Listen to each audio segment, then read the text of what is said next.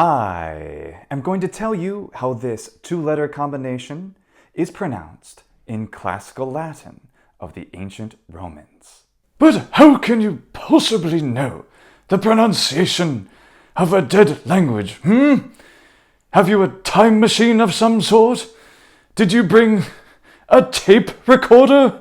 Oh my god, let me at that guy. You should lay off. Why so mad? No, because I hate him. Well, what are you going to do to him anyway if you find him? I'm gonna break his glasses, I'm gonna stick them down his fake accent gasping throat. I'm fine.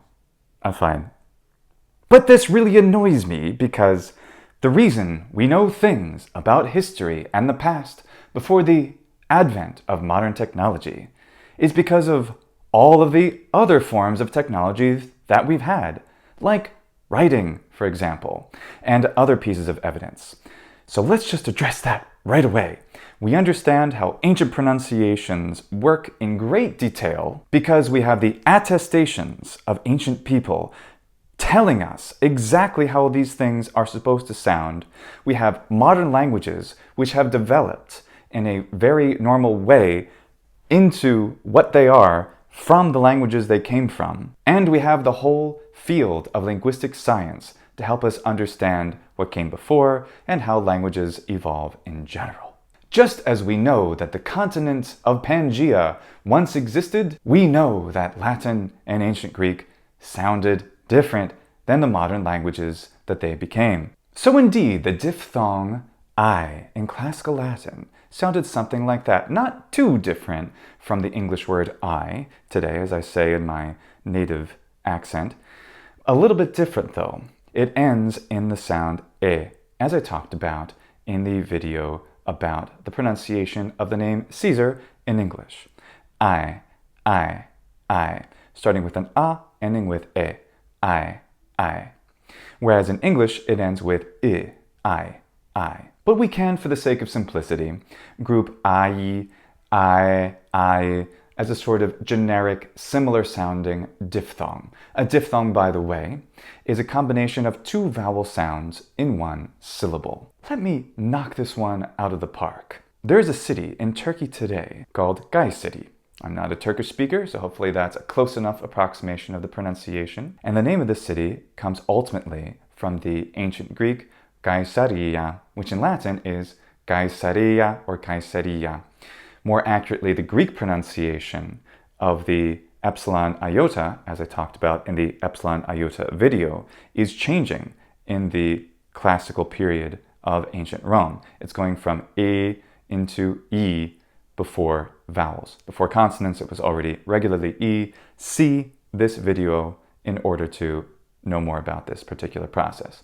So we have Kaisaria turning into Kaisaria through time. But the important part here is that when the Turks arrived, about 1,000 years ago, they took the pronunciation of Greek in that area and just pronounced the name of the town as those native Greek speakers were saying it.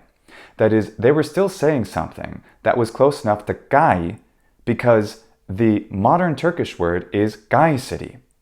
This demonstrates without a shadow of a doubt that at least in the classical Roman period, being from the 1st century BC, 1st century AD, and indeed quite a bit longer in this region, the diphthong I remains something similar to I in English, I in Latin, or ancient Greek of that time period. This does not mean that every speaker of Latin and ancient Greek in this classical Roman period was pronouncing the diphthong as I. In fact, some of them had indeed absolutely made it a monophthong, and we'll talk about that.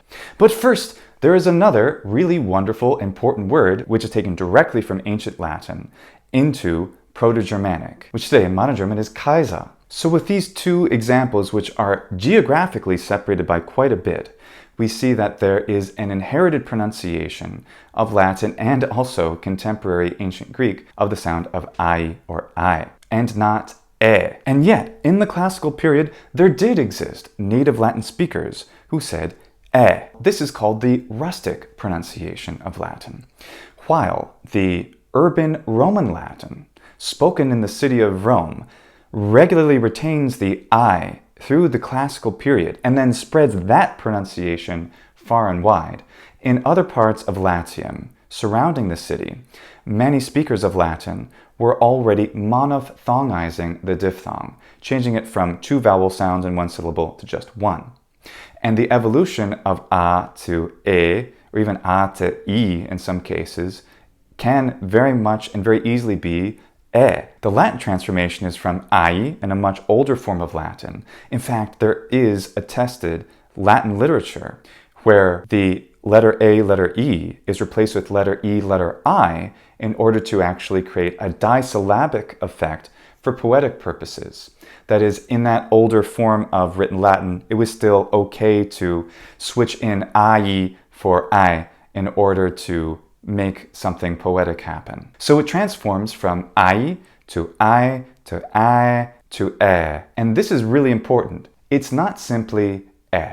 It is a long, open vowel sound e. And its openness is absolutely critical. This is important because a word like Latin caelum, it becomes cielo in Italian, cielo or cielo in Spanish.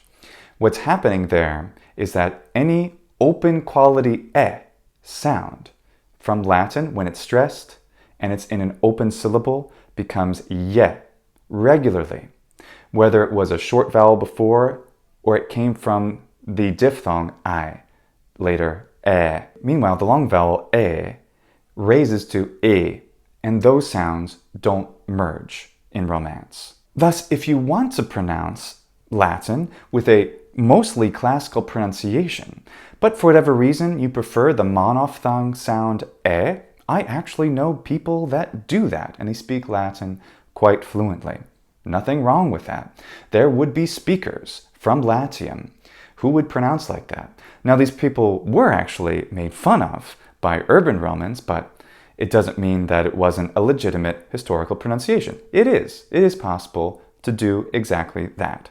And as we use Latin and classical Latin pronunciation as a practical exercise, we have every right to choose things that make sense, that fill out a complete system for those individuals that we're attempting to imitate, reviving their voices. If you'd like to learn a lot more details about the pronunciation of Latin and also how to speak Latin conversationally, you should sign up for my Latin pronunciation and conversation series on Patreon. The link's in the description. Thanks so much to all of you for watching, sharing this video, and subscribing. Valete!